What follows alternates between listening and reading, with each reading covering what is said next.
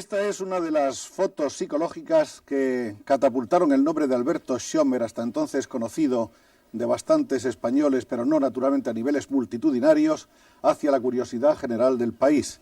Esta es la foto de los 7 magníficos, que ahí eran solo 5, y son toda esa serie de instantáneas psicológicas que tratan de darnos un poco el perfil radiográfico de lo que hay más allá de los hombres, incluso de sus credos, las que hicieron de Alberto Schomer ese hombre popularísimo. Desde entonces Schomer es un fotógrafo muy conocido en el país, diríamos que es quizá el más popular. Es un hombre por otra parte muy activo, un hombre que viaja mucho, que investiga, que ensaya, que tiene una gran inquietud, de manera que consideramos que es hoy un fotógrafo que tiene muchas cosas que decir y por eso está aquí sentado en este sillón para contestar a nuestras preguntas. Muchas gracias, Alberto, bienvenido. Bueno, la verdad es que la fotografía ha estado siempre discutiéndose mucho sobre si es un arte o no es un arte. ¿Es o no es un arte? Sí, sí es un arte. Se ha hablado siempre de que la fotografía era, si es un arte, el más competido de los artes. Es decir, hay más fotógrafos que escritores, que poetas, proporcionalmente, claro. ¿Qué te puedo decir? Yo creo que en todos los sitios te dirían que los escritores, que hay muchísimos escritores, y los poetas, que hay muchos poetas.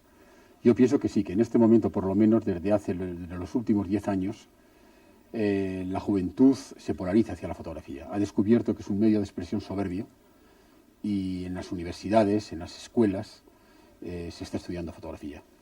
Es cierto que hay una escalada vertiginosa en el interés de la gente por la fotografía, pero simultáneamente, como paradoja, se da también el hecho de la aparición de una serie de máquinas que prácticamente le dan al fotógrafo todo resuelto, al fotógrafo por lo menos estándar de jornada o de domingo, ¿no? Eso es verdad.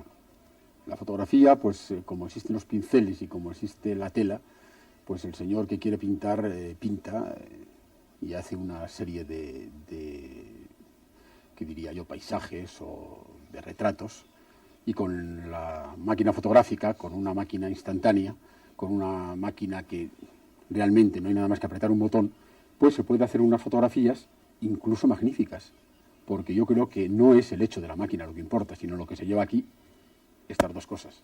De modo que es no la máquina, sino lo que se hace que la máquina sea capaz de expresar o de captar, ¿no es eso? Indiscutiblemente, yo creo que eso es lo que vale. Pero una persona que coge por vez primera una máquina fotográfica, que no tiene ninguna idea de la fotografía, que por lo tanto no está capacitada de una manera, digamos, académica o escolar o pedagógica, ¿puede hacer una fotografía y tener un primer premio? Puede darse esa casualidad. Hay un señor que a lo mejor coge, ¿qué te diría yo?, y se puede hacer una poesía o se puede hacer una novela y a lo mejor consigue un premio Planeta. No lo creo, pero podría darse el caso. Depende del jurado que sea y de la calidad intuitiva, diría yo, de esa persona. ¿Cuántas categorías de fotógrafos o de fotografía podríamos más o menos establecer? Hay una fotografía que podemos llamar de retrato, ¿no? Sí. Una fotografía artística en general, otra publicitaria, otra periodística. No, yo no estoy de acuerdo con lo de la fotografía. Por eso pregunto artística. Para que tú nos lo digas. Sí. Yo creo que hay tres campos. El del fotógrafo, el hombre que necesita y se expresa por medio de la imagen, de la fotografía. Hay una fotografía que es la fotografía exclusivamente industrializada y comercial, que no tiene absolutamente nada que ver con el mundo de la expresión fotográfica. El mundo de la fotografía artística, eso es una cosa que se dijo, la fotografía artística, es como decir la pintura artística o la arquitectura artística. No, una arquitectura sale, diríamos, buena o sale mala, eso es un hecho que es independiente de la obra en sí misma. Lo que sí te puedo decir es que la fotografía, cuando una persona que la emplea necesita expresarse con ella, Es una fotografía que ya no hay fotógrafos amateurs ni fotógrafos profesionales, sino que sencillamente hay una buena o una mala fotografía, con intención o sin intención. Entonces, hay dos fotografías. Ahora, si tú me preguntas, dentro del mundo del fotógrafo que vive de la fotografía, que no es un hombre que es, por ejemplo, pues maestro nacional, o que es, por ejemplo, arquitecto y luego en sus ratos libres se dedica a hacer fotografía, pues existe la fotografía publicitaria, en un orden importante, la fotografía de moda, la fotografía, en cierto sentido, industrial, la fotografía de retrato, la fotografía de reportaje. Y dentro del reportaje es que existen varios campos. La del fotógrafo de actualidad, de fotografía de prensa de actualidad, la fotografía del reporter que está metido siempre en los grandes conflictos, y es el reporter que está... existe la del fotógrafo voyeur, un poco, que va buscando siempre el hecho que ocurre más destacado en el mundo, generalmente en un mundo un poco frívolo. El enviado especial. El enviado especial es un fotógrafo importantísimo, es el de los grandes conflictos. Bien, yo creo que esos son básicamente los grandes compartimentos. ¿Y se da el caso en ocasiones de que un fotógrafo puede ser todas esas cosas a la vez? No. Cada vez, como en todas las cosas, se va especializando más. Yo creo que sí. Puede darse el hombre más inquieto dentro de un campo que de otro. De tal forma que, por ejemplo, nosotros, los autodidactas, yo he estado estudiando fuera, pero no he estado estudiando unos cursos como si fuese una carrera, es decir, que yo estoy tomando clases en Alemania, en Francia, pero han sido por 3 meses, 5 meses, 6 meses. No estaba haciendo lo que se dice la carrera fotográfica, como ya hay en determinados países, en Norteamérica entre ellos. Entonces he tenido que hacer de todo un poco, de tal forma que dentro de la fotografía, desde que estuve ya en Madrid, empecé con la fotografía publicitaria, la cual me ha educado de una manera extraordinaria, porque es uno de los campos quizá más difíciles dentro de la técnica. Hay que aplicar la técnica fabulosamente. Hay luego otras especialidades que están ya relacionadas un poco con los tamaños y también con los sujetos de las fotografías, que son la microfotografía y la macrofotografía, que son un poco como especializaciones, pero que están más bien cerca de la fotografía publicitaria que de la artística, ¿o no? Bien, yo te diría que lo de la micro y macrofotografía pueden estar dentro de la fotografía, digamos, de expresión, lo que se llama vulgarmente fotografía artística, pero más está dentro de una fotografía científica, valga la pena decirlo, ¿no? Dentro de una fotografía científica. ¿Hay una escuela fotográfica española? No existe escuela, existen una serie de escuelas. Un estilo, una manera, quiero decir, una manera de fotografiar. Quería que te refieras si existía un recinto. No, un recinto sé que no lo hay, aunque creo que hay algunas iniciativas tuyas, por ejemplo, en ese campo, ¿no? La única iniciativa mía es toda la ilusión enorme de hace muchísimos años de intentar hacer algo y de ponerme en contacto de vez en cuando, echando pues una caña a determinadas instituciones y a determinadas personas para que se ilusionen, y eso no lo perderé nunca. Digamos, una fotografía española, el concepto de una fotografía española, es difícil porque no existe realmente una tradición de grandes fotógrafos españoles. Igual como existe una fotografía con una gran tradición de fotógrafos norteamericanos, o una fotografía con una tradición de fotógrafos nacidos dentro de la Bauhaus, por ejemplo, en Alemania, o en la escuela francesa, sobre todo en la moda, o en el reportaje. Es que en España ha habido poquísimos fotógrafos, algún catalán, ha habido nuestro conocidísimo y recientemente fallecido Ortiz de Echagüe. El pionero.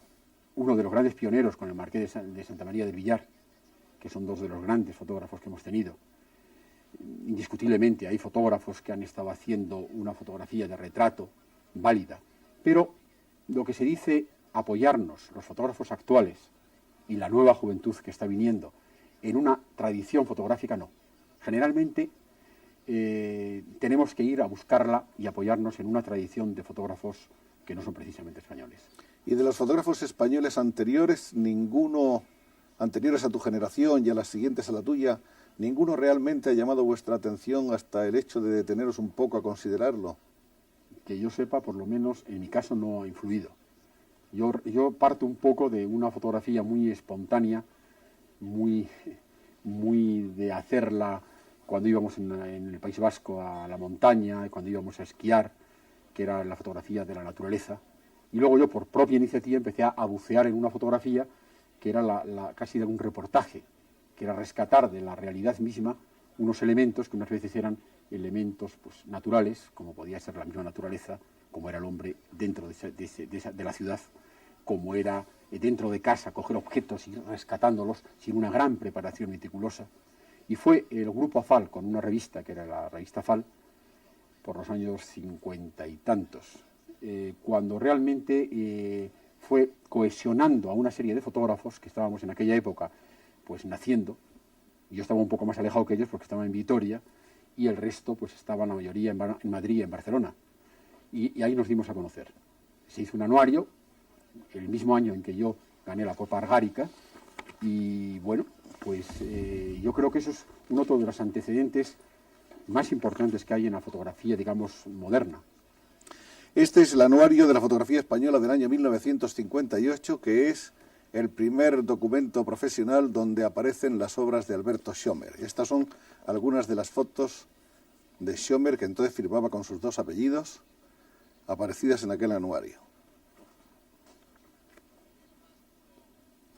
De cualquier manera... Ahí tienes, por ejemplo, me parece que sí, ahí tienes una foto rescatada pues de un vaso que se había puesto encima de un taburete sencillo, sí, ¿no? O esto de unos huevos que en el mismo sitio puse con el fondo proyectado, el soporte donde estaban ellos. En fin, cosas que hacías en aquella época con una sensibilidad muy diferente de la que puedes emplear ahora. Y aquí ya estás buscando la escena sorprendida, la escena espontánea. Exactamente. Esa espontaneidad yo creo que es una de las cosas que más ama el fotógrafo de nuestro tiempo, ¿no? Sí, es el rescatar el mundo que nos rodea. Aprenderlo, fijarlo. No hay duda de que la fotografía es el vehículo más directo para poder dar la realidad que sucede a nuestro alrededor. Igual que los pintores de hace unos siglos tenían que imaginarse cómo había sido una batalla, hoy en día tienes la posibilidad de un enviado especial que lo que hace es acercarse a esa realidad y rescatarla con una veracidad absoluta, como Robert Capa con la famosísima imagen de aquel miliciano que está cayendo con el fusil en la mano, por ejemplo, porque es conocidísima de todos. Y luego es el retrato, la imagen del retrato. ¿Quién no daría ahora dinero por tener la imagen real de Napoleón, fotográficamente, por ejemplo? O la de César. Sería algo impresionante el poderla ver tal como a través de un objetivo, que en realidad no es nada más que un elemento, un vehículo, a través del ojo del fotógrafo que vio la imagen objetivamente de César o de Napoleón. De cualquier modo, no cabe duda de que el retrato debe tener una mayor dosis de psicología que la fotografía del paisaje, por así decirlo, aunque el paisaje tiene también su alma que hay que desentrañar, pero parece que aprender realmente lo que hay detrás de la máscara de cada hombre es la misión del fotógrafo, ¿no? Es que esto sería pues para tener un fondo como muy especial solamente en este tema, de lo profundo que es en sí el tema, de lo poco que está analizado y estudiado. Realmente la imagen es imagen objetiva o subjetiva. Es objetiva en cuanto una persona, sin la menor intención, se pone delante de otra persona y hace un retrato casi robot de esa persona, en el que sale una fisionomía de la persona y capta lo que aquella persona sin ninguna intención ha puesto, el gesto que ha puesto en aquel momento. Y es subjetiva y totalmente diferente en el momento que el fotógrafo está intentando ver, además, lo que tú estabas diciendo antes, del alma de ese personaje. Con todo lo que su educación y todo lo que ha aprendido el hombre que está detrás de la cámara en función de la persona que va a retratar. Y la tercera es todavía la simbología, que es un poco lo que yo estoy trabajando, que es añadirle unos atributos alrededor suyo o en él mismo, que además habla sobre el momento sociológico, político, histórico de ese personaje que está retratando. Volvamos entonces a las fotografías que empezamos a ver justo al arrancar el programa. Sigamos con las fotos psicológicas de Schomer, que se hicieron famosas entonces. Aquí tenemos una que no hay que explicar, que se trata del Partido Socialista, los líderes del Partido Socialista. ¿Qué explicación daría Schomer? Si es que quieres dar alguna, si no quieres no hay ninguna necesidad, no. a esta visión. Yo se lo expliqué a ellos, porque es que mis fotos son unas fotos absolutamente limpias, sin trampa, no hay montaje en ninguna de ellas. De tal forma que yo les expliqué que eran unos tiempos en que había que emplear el capote de brega, porque había que dar muchos capotazos para salir adelante en nuestra arena nacional, ¿no? Y así se lo dije, como la primera fotografía que salió, también dije que había que emplear la espada y había que emplear la rodela para atacar y defenderse. Aquí tenemos el siguiente. Bueno, pues esto es lo mismo. Aquí la paloma de la paz, la paloma saliendo como Marcelino Camacho, que en aquel momento hacía poco tiempo que había salido de su jaula especial y también era una simbología de ese mundo. Los fondos tienen su sentido también, su color. El color es muy importante, claro. En este caso también. En este caso muchísimo. En este caso más. Sigamos con las fotos psicológicas de aquella primera etapa. Bueno, realmente... digamos que la primera época de las fotos psicológicas es la foto de los retratos que aparecieron en ABC. Esta, digamos, que es mi segunda etapa, donde ya no empecé a hacer personas solas, sino grupos. Este grupo, que era el de UCD, que realmente llevan el elemento básico y fundamental del hombre, que es la imagen del pan, que yo diría un poco que era lo que todos queríamos, que era la economía. Y entonces puse al líder, que en aquel momento no estaba, sentado con unos guantes de boxeo, por todo lo que tendría que atacar y defenderse. ¿Hay más? Creo que quedaban una o dos más Sí. por ahí, pero bueno, las iremos viendo. La primera idea que tuviste sobre hacer una foto simbólica, una foto psicológica, ¿cómo fue? ¿Cómo nació? Como muchas veces nacen las cosas, por un encargo-reto. Yo siempre a los encargos difíciles, donde tienes que dar algo más allá de lo normal, de lo que te piden, es precisamente un reto. Y a mí me hicieron, para los suplementos de los domingos de ABC, hacia el 74, no, perdón, antes, hacia el 70 y pocos, me hicieron el reto de que tenía que hacer unos retratos de diferentes personas del mundo de España. Entonces me dijeron, pues les puedes hacer con algún elemento o tú te inventas lo que quieras. Y al principio la verdad es que no di con la idea, sino que las primeras fotografías las hice con unos retratos con más o menos agresividad, pero indiscutiblemente las fotografías, como es la de López Bravo, que luego si quieres la puedes presentar, que era con un niño desnudo en brazos, y que publicaron la segunda de ellas, que publicaron en ABC, fue como una especie de incógnita, de mundo misterioso que nadie entendía. Nadie entendía por qué de pronto López Bravo aparecía con un niño en los brazos desnudo. Y todos pensaron que era un montaje que había cogido yo a López Bravo y le había puesto pegado un niño. No se imaginaron que ese niño de verdad estaba en los brazos de López Bravo. Y que realmente ese niño desnudo significaba una España del futuro. Un niño recién nacido. Y esos relojes en las manos de las gentes de la democracia cristiana, de Joaquín Ruiz Jiménez y los suyos. Es la hora, es una hora que marcha, que no marcha, que puede estar parada, que puede funcionar. Es la hora que toca a cada uno en su momento vivir, en el momento político también. Y ahí tenemos otra. Sí, PSP, con las balanzas, para qué lado va a ir, va a vencer el peso. Y si el peso además era el perfecto o no era el perfecto. En realidad todos estos políticos, cuando tú les visitaste para proponerles este tipo de aventura estética y en cierto modo política, ¿cómo te recibieron?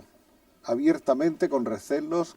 Como ya venía de antes toda mi obra de las fotos psicológicas, ellos no tenían por qué engañarse y sabían exactamente yo lo que iba a pedir.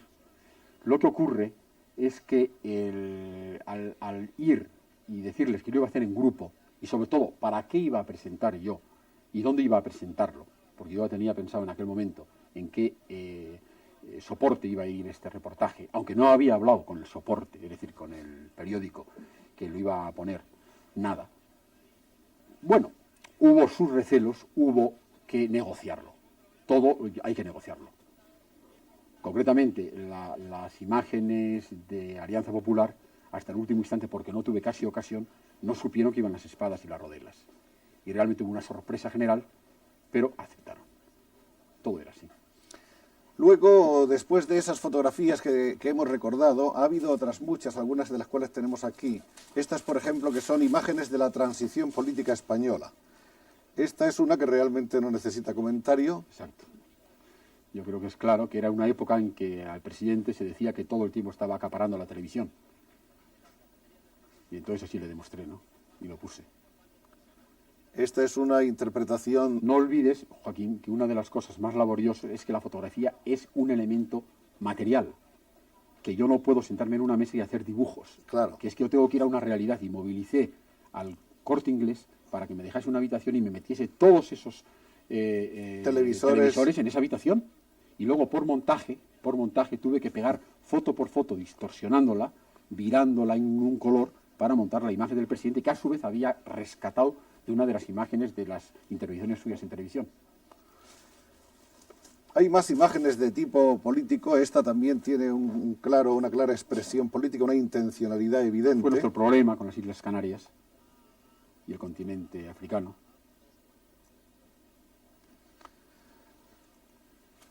Aquí tenemos otra, también relacionada con nuestro más reciente e inmediato ayer. Es Francisco Fernández Ordóñez. Cuando era ministro de Hacienda. Exactamente, y esta es la Hacienda Pública. Cada uno pagando su tributo, pues con elementos más o menos perecederos, ¿no? Desde los besugos, pasando por el vino. Los peces y los panes. Exactamente.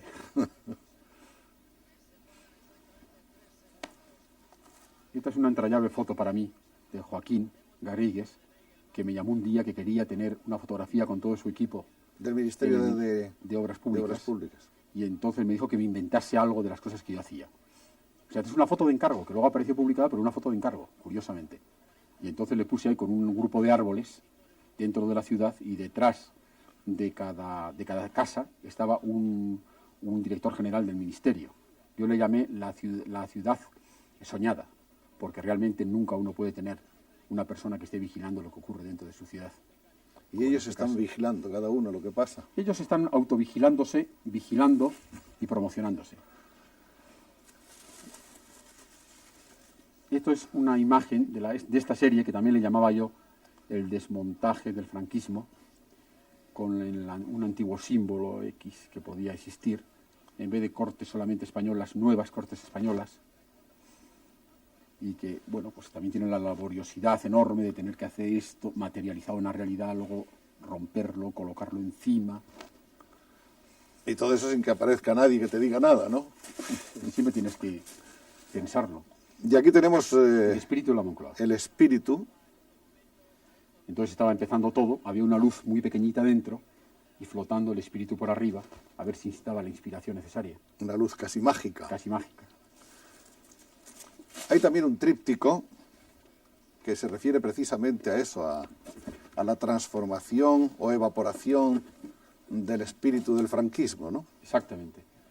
Además es la imagen auténtica, es la mascarilla que le hicieron a Franco ya muerto, y luego ya rompiéndose, y la imagen ya absolutamente desaparecida.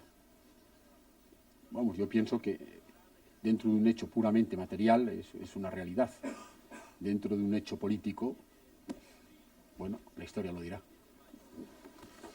Pero Schönberg no se detiene, sino que evoluciona continuamente. Las últimas cosas que hemos visto tuyas estaban ya anunciadas, me parece que era en Cambio 16, y en donde, el suplemento del País. Y en el suplemento del País, donde se veía otra apertura, una vía diferente. ¿Cómo explicarías este nuevo enfoque? Tú me has preguntado al principio si hay fotógrafos que les gusta tocar muchos campos. Yo me acuerdo que en una charla que tuve con Francisco Hidalgo, tuvimos una conversación en la que él me decía a mí que por qué era una persona que variaba tanto en la manera de expresarme, haciendo libros con un tipo de fotografía que podía ser de reportaje, haciendo la fotografía de retrato psicológica, haciendo fotos de prensa, haciendo fotografía, bueno, publicitaria, pero en función de lo que se me pedía, haciendo una fotografía de montajes, como son estas que están ahora, me parece, proyectando, que son un análisis de una sociedad loca y en transformación, en la que se ve una niña a la cual un martillo le rompe, porque es la juventud que muchas veces sale de la universidad y no sabe qué hacer, y le rompe algo, pues desde la droga, desde la incomprensión familiar o desde la incomprensión de la misma sociedad. Esta ironía de un título que le puse que es,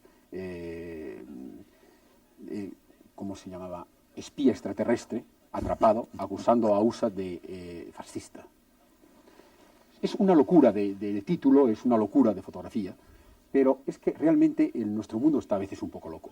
Entonces a mí que pienso que el fotógrafo, como todo, tiene que ser un poco el hombre que es el testimonio de su época, y quién más que la realidad de la fotografía para ser testimonio de su época. Esto, por ejemplo, pues que estás presentando es la paz. Podía ser el sexo, podía ser el erotismo, pero no, es la paz. Y además de dos mundos. La mano que pone con paz encima del pecho del otro, la mano del hombre con la contraposición del signo femenino, y además que no pasa nada. No hay rostro, hay la parte, si quieres, agresiva del pecho, pero ahí está. Estamos buscando la paz en el fondo siempre. Entonces, mi fotografía es testimonial. Entonces, por eso, cuando hago ahora estos grupos en el suplemento del País, en la que he visto a unos señores, a lo mejor de Superman, o pongo a unos ministros dando un paso hacia adelante, y ¿qué te voy a decir? Y que pongo a unos señores de la canción casi sin ropa, no las hago alegremente y las hago porque sí. Todas tienen un sentido. Esto, por ejemplo, es identificar al hombre en cierto aspecto. Es dar una carta de poder al machismo. Mejor dicho, es una revancha contra el machismo. Es decir, el hombre, ¿por qué no va a salir también semidesnudo y cojo a personas conocidas del mundo de la canción? Los Supermanes, ¿por qué tiene que ser seres de ficción los Supermanes? Si realmente en la realidad puede haber Supermanes, que a lo mejor no aparecen todos ahí, pero que en potencia pueden estarlo. Los políticos, por ejemplo, dando un paso adelante, con una simbología en las manos. Pues eso era un poco el reto que un día Halsman hizo, haciendo saltar a la gente. Y yo les obligaba a tener que dar un paso hacia adelante. Tenían que tener un paso en el aire, por la inestabilidad que suponía de tener un paso en el aire, un pie en el aire. La inseguridad del momento actual. Andar con cuidado. Andar con cuidado. Bueno, yo creo que se ha explicado muy bien Alberto Schomberg sobre las cosas más importantes y más conocidas de su obra reciente, pero vamos a explicarles un poco a nuestros amigos quién es Alberto Schomberg. Alberto Schomberg es vasco, nació en Álava, sí, el día 9 de agosto del año 1928, y creo que naturalmente hay ascendientes alemanes, y hay por otra parte, y eso está clarísimo también, hay ascendientes incluso profesionales. En efecto. Ha habido pintores y fotógrafos en tu familia, ¿no? Mi padre, que no esperaba ni pensaba ser fotógrafo, como yo tampoco en el fondo, fue fotógrafo. El tío abuelo mío, tío de mi padre, Willy Koch de San Sebastián, fotógrafo. Y hay un Schomer en la corte de 1820 y tantos por ahí, la corte digo, funcionando por París, haciendo pinturas de retratos de la sociedad francesa. Curiosamente, pues parece que la imagen, por lo menos, no llega hasta César, como te decía antes, ni a Napoleón, pero vamos. En realidad un poco el fotógrafo de hoy es lo que era el retratista de corte antiguamente, siempre que se dedique no solamente a los personajes de la corte, sino también a los personajes del pueblo, que son en definitiva la época. Un poco lo que era Goya, era un pintor de su tiempo, ¿no? Un poco lo que han sido tantos otros grandes pintores españoles. También Schomer es un poco retratista de la corte, ¿no? En cierto sentido, lo de Goya, yo lo he pensado más de una vez. Porque Goya, si lo vamos a analizar, era un hombre que era polifacético y que no solamente hacía retratos, sino que analizaba a través de sus retratos, pero es que luego analizaba un poco la sociedad que le rodeaba. Y también tenía una obra que a veces eran apuntes. Y entonces toda esa serie variopinta es lo que a mí me pasa. Si yo quieres que te diga la verdad, en este momento yo estoy empezando a dar cuenta de que el camino que he hecho no ha sido nada más que como una especie de aperitivo de preparación. Y así que eso lo dicen casi todos, que se comenta muchas veces, pero yo de verdad te digo que así es verdad. Además tiene un sentido. Hemos pasado una época muy difícil aquí, donde la dificultad de trasladarnos nuestra forma de hacer fuera era casi nula, por no decir nula. No se editaban libros, las revistas que teníamos no trascendían nuestras fronteras, la imagen del profesional prácticamente era conocido dentro de nuestro contexto nacional, pero no fuera de nuestras fronteras. Y de pronto, en 5 años, va como precipitándose todo. Y llega un momento en que el fotógrafo pues, es una persona que empieza a poder exponer en el extranjero, que nos llaman, que nos buscan, que nos encargan. Y yo me he dado cuenta de que muchas de las obras que he hecho de libros y muchas de las obras mías fotográficas, es, bueno, doloroso decirlo, pero casi son algo como muy, casi regionalistas, diría yo, ¿no? Entonces, bien, pues yo creo que en este momento, por lo menos así me lo he planteado yo, tengo una ilusión enorme de que la obra empiece a ser conocida fuera. Y al ser conocida, y pienso yo que mi obra, pienso la de muchísimos que están trabajando en el mundo fotográfico. Bueno, pero aquí tenemos revistas que demuestran que tú eres conocido fuera. Esta es una revista donde te encontramos. ¿De dónde es Fantastic Photographs? Aquí hablan de fotógrafos fantásticos. Está publicada por Pantheon Books de Nueva York. Y aquí tenemos a Alberto Schomer entre los fotógrafos fantásticos. Sí, es curioso cómo pudieron seleccionar esto, que le dieron un sentido realmente fantástico a una obra que sí tenía algo de surrealista en cierto sentido. Esto es muy reciente, esto salió el año pasado. ¿Cuánto hay del surrealismo en la fotografía de Schomer? Muchísimo. Yo te diría que esa es la herencia directa española que yo tengo, porque no hay duda que España, y siempre se dice, es uno de los países más surrealistas. Esto es del Japón. Esa es una exposición que hice hace 3 años en Japón. Y entonces en un anuario parece que lo han recapitulado. En un anuario fotográfico japonés, que es este, cámara Mainichi 1979, aparecen resumidas algunas de estas fotografías. Aquí están retratos psicológicos de Gil Robles y de José Antonio Girón, por ejemplo.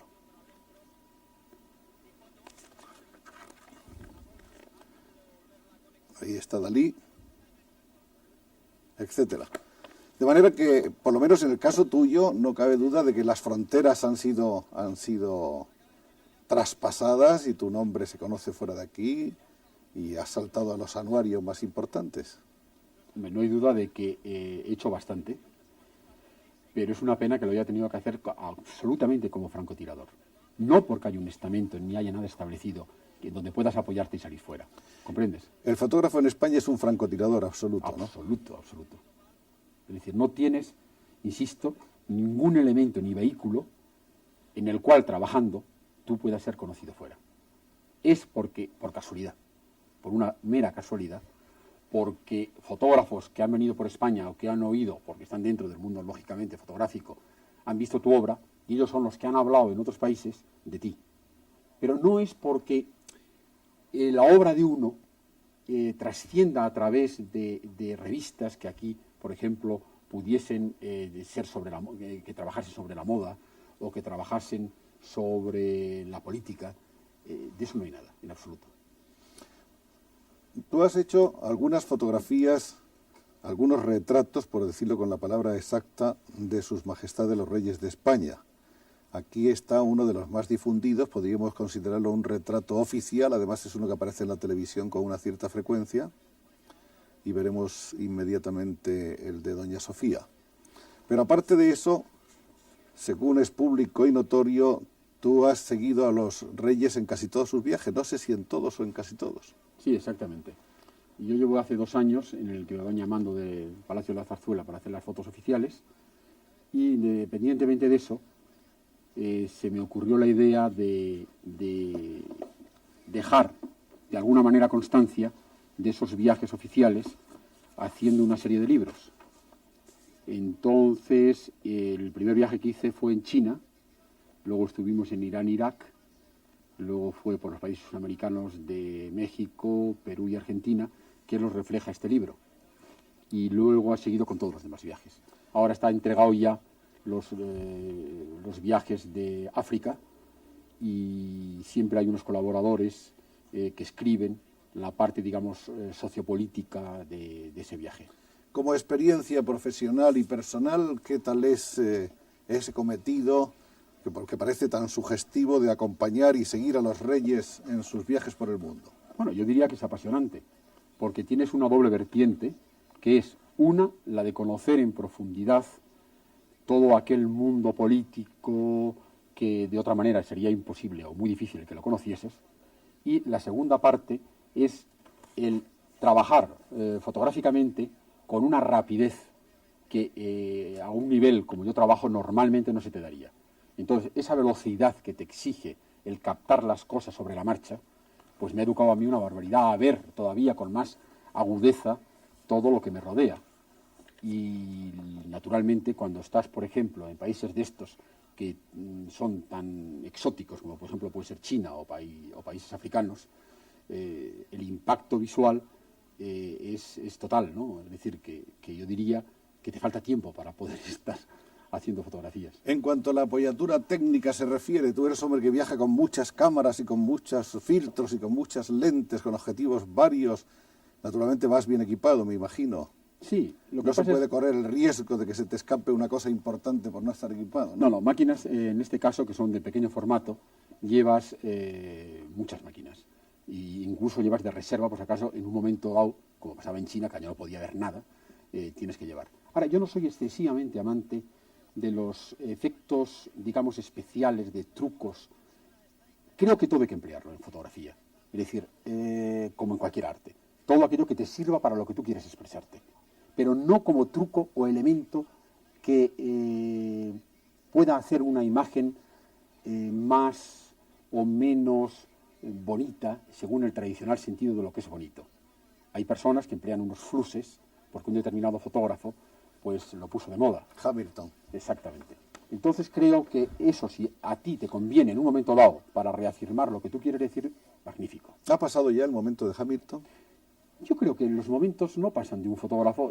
Hamilton no deja de ser un gran fotógrafo, con un especial lenguaje suyo, que indiscutiblemente ha querido lanzar una imagen sofisticada de un mundo agresivo y cruel como una especie de evasión, y lo ha conseguido totalmente. Eso es lógico. Lo que pasa es que él juega mucho más con un sentido estético que con un sentido realista que nos rodea y que tenemos nosotros bombardeándonos. Tú me podrías preguntar, yo te pregunto que me preguntes, el que si la fotografía o mi fotografía, y te contesto entonces a la fotografía en general, tiene que ir buscando la estética o el concepto. Y yo te diría que para mí la fotografía, buscando solamente la estética, se me ha planteado muchas veces, quizá en un comienzo, quizá en un momento determinado, casi como una labor de investigación o de satisfacción mío personal, pero realmente yo siempre voy buscando el concepto. Y me encuentro con la estética, porque la estética siempre existe, siempre está. Lo que pasa es que hay que saber entenderla. No, lo que cuenta son las ideas siempre, no cabe la menor duda. Sí. Vamos a seguir contando un poco la vida de Schoenberg. Termina sus estudios, que fueron, ¿qué clase de estudios hiciste? Bachillerato. ¿Fuiste pintor en primer lugar, antes que fotógrafo? Por supuesto, y creo que en el fondo me queda un poco de tendencia a la pintura. Y yo creo que eso se nota en toda tu obra fotográfica, se nota que hay un pintor ahí detrás de la cámara. Quizá en la última obra mía, en los collages, donde fui buscando hasta casi la sensación de textura que a veces le falta a la fotografía, ¿no? De volumen, diría yo. Es una de las cosas que me tiene siempre muy en la búsqueda, el volumen y la textura de la fotografía. Ya se contó que estudió más tarde, después de dedicarse al cine. Participaste en una bienal, en la de Cuba, ¿no? Como pintor. Sí, exactamente. Fui seleccionado, fuimos unos 42 pintores, o 43 o 44 pintores. ¿Y con qué resultado? Bueno, la selección. La selección. No, el ser seleccionado ya era el mérito, era un éxito porque iba seleccionado a ese país, a Cuba. ¿Te interesaste luego por el cine, por los cineforums? ¿Llegaste a realizar algunos cortos cinematográficos? Sí, exactamente. Y incluso con no te diría yo con mucho éxito, pero vamos, me hicieron algunas placas, algunas cosas de estas. Y luego también hice cine publicitario, pero realmente lo que a mí me interesaba era poder expresarme. Entonces en el cine publicitario era bastante difícil poder expresarte. Desde 1964 se establece en Madrid, monta su estudio y trabaja a partir de ese momento en publicidad y moda, que son los dos campos por lo menos más remuneradores y quizá más abiertos en el campo de la fotografía, es decir, que tienen un mercado constante, un mercado vivo. Yo diría que la fotografía publicitaria es tan exigente para los mismos publicitarios que necesitan que el fotógrafo al 100% se vuelque en ellos. Aquí tenemos, perdón, sigue. Y también diría que, por otro lado, los fotógrafos, la publicidad a veces no rescata lo necesario para ella misma de los fotógrafos que tienen una manera de contar las cosas, ¿comprendes? A mí hay veces que determinadas firmas y determinadas firmas independientes o publicitarias me piden que yo interprete algo, como en el caso, por ejemplo, de unas originales que hice para una compañía aérea. Y entonces, pues bueno, les hice unas fotos un poco raras, como por ejemplo aquí mezclar el acueducto de Segovia con la Torre Eiffel. Pero que realmente lo que quieren es crear un impacto, que interesen, que atraigan el interés. Ahora, este choque de la Torre Eiffel en el acueducto de Segovia debiera de ser sorprendente para algunas personas, ¿no? Que no cacen la metáfora, ¿no? Porque es casi imposible realizarlo, pero tú imagínate lo que sería hacer un libro que se titulase Paisajes Imposibles, en la que todos los elementos de diferentes países estuvieran trastocados unos con otros, y que hubiese a pesar de todo un mundo de armonía que se puede conseguir perfectamente. Aquí tenemos las pirámides. Ah, sí, ahí están las pirámides. Bueno, pues ahí es todo el mundo árabe. Entonces esto es concretizar en una imagen, pues desde los tapices, con el árabe, con el mundo un poco ya egipcio, ¿no? Esta está mucho más cerca. Esa está mucho más cerca de la lógica. De la lógica. Pues sí. En Manhattan, y luego está la Estatua de la Libertad, pero desde un punto de vista absolutamente aberrante e imposible. Sí. Entonces es un poco lo absurdo. Ahí el avión parece que sale de la antorcha de la libertad. Exactamente. ¿No? Es lástima que como estas fotografías no están montadas sobre cartón, se cuartean y nos dan unos reflejos que no permiten disfrutar de ellas plenamente. Ahí está mejor ahora. Pero son magníficas. Aquí tenemos a un Alberto Schomer que sigue aplicando ideas originales a otra de las especializaciones de la fotografía, que es la de la publicidad.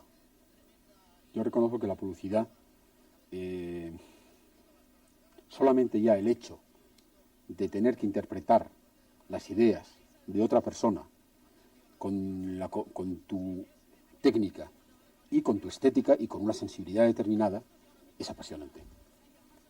Lo que ocurre que el dedicarse full time a la publicidad te elimina por completo de poder hacer tu obra personal.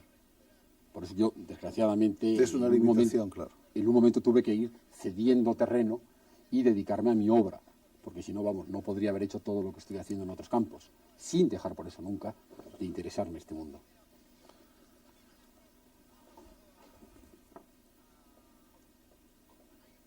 Esto es otro... Esto entra más dentro del mundo de la estética. Sí. Del concepto estético. Y además un concepto estético bastante clásico. Es un bodegón. Sencillamente un bodegón. Y esto está en esa pintura, sí. En esa pintura donde ya te preocupas de las texturas un poco, ¿no? Exactamente. Esta fue una serie que hice hará ya 8 años, que le llamaba, pero ves, en el fondo también lo que planteé, le llamaba Mundos de Amor y Violencia, y eran 2 series, y a la otra le llamaba Tierra Fermentada.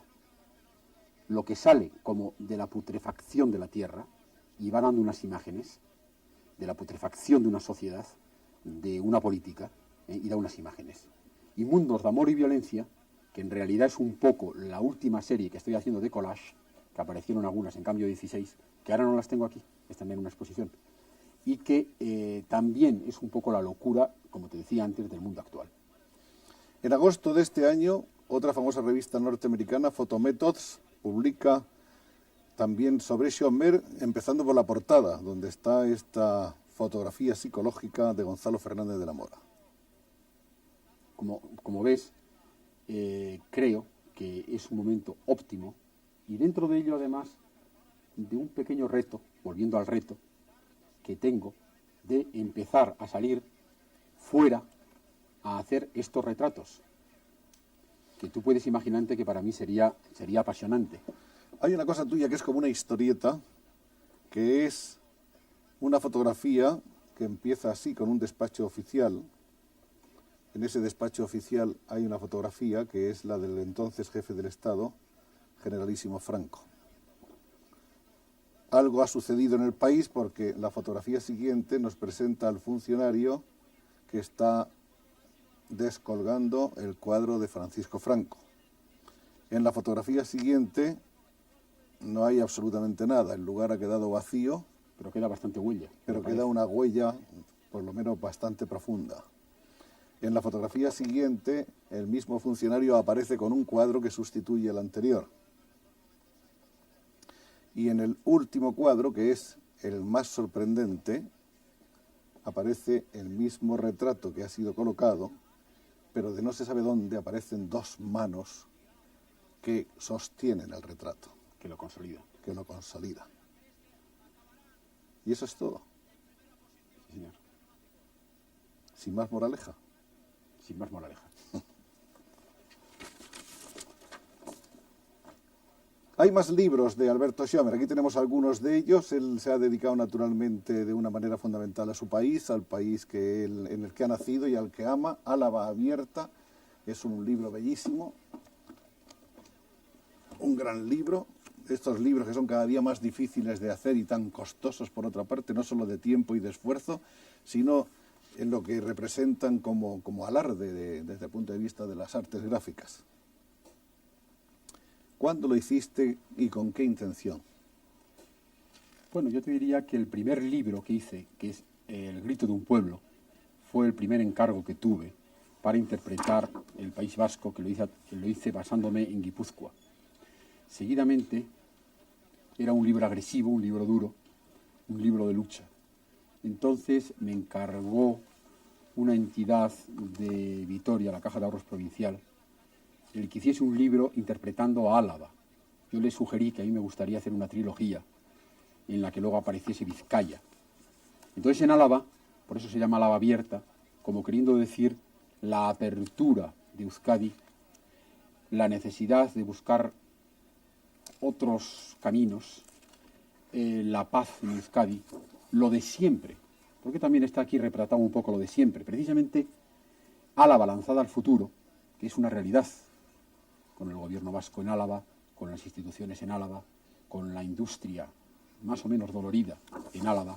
No hay duda que, como estas mismas raíces lo dicen, está consolidándose en un Álava de siempre, un Álava en paz. Es un sueño en este momento, pero yo creo que no va a ser sueño para largo tiempo, sino que va a ser una realidad. Yo espero que sea una realidad, lo que yo quiero expresar en este libro. Luego viene el tercero, que estoy ahora al habla con la Caja Vizcaína en Bilbao, para hacer un libro que es la trilogía y que es el trabajo. Porque no creo que haya nada que se pueda consolidar, ni a nivel regional, ni a nivel, por supuesto, nacional, si no hay trabajo. Y entonces ese libro va a ser todo sobre los hombres de empresa, va a ser sobre todo aquello que ha hecho un Euskadi en su día valiosísimo. Este es el otro libro, El grito de un pueblo, del que se ha hablado hace unos momentos. Está también el libro que recoge las famosas fotos psicológicas de que se habló a lo largo de esta conversación.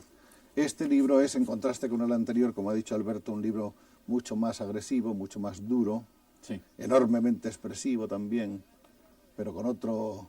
Es otro contenido. Con otro contenido, con otro concepto, exactamente, es otro concepto. Como te gusta decir a ti. Bueno, ¿y hacia dónde va ahora Alberto Schommer?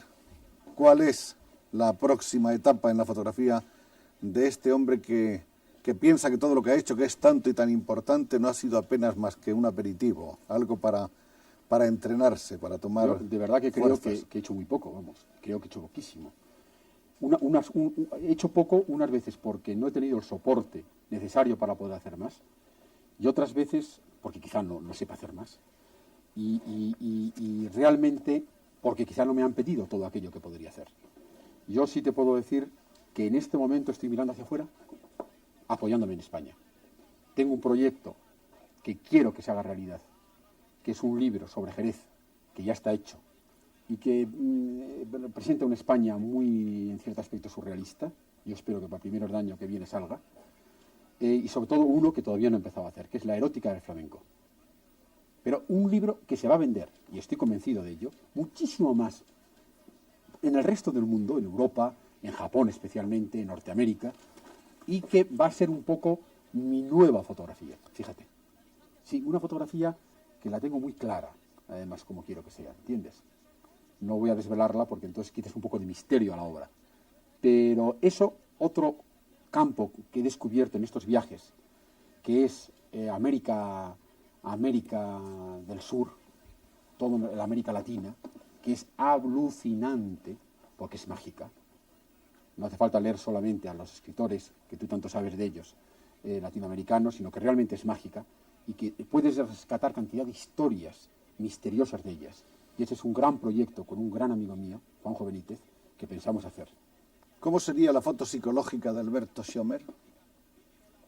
Así me lo dices de pronto. Yo no sé, yo creo que me pondría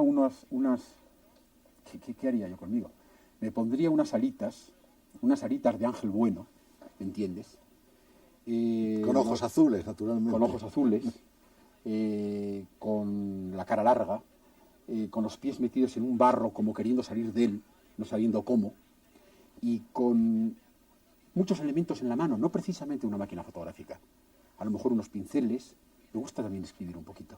Entonces a lo mejor tendría pues muchos bolígrafos, o sea, pero bastantes cosas en las manos siempre llenas de elementos, ¿comprendes? Y alas de ángel. No sé, para poderte evadir un poco de vez en cuando.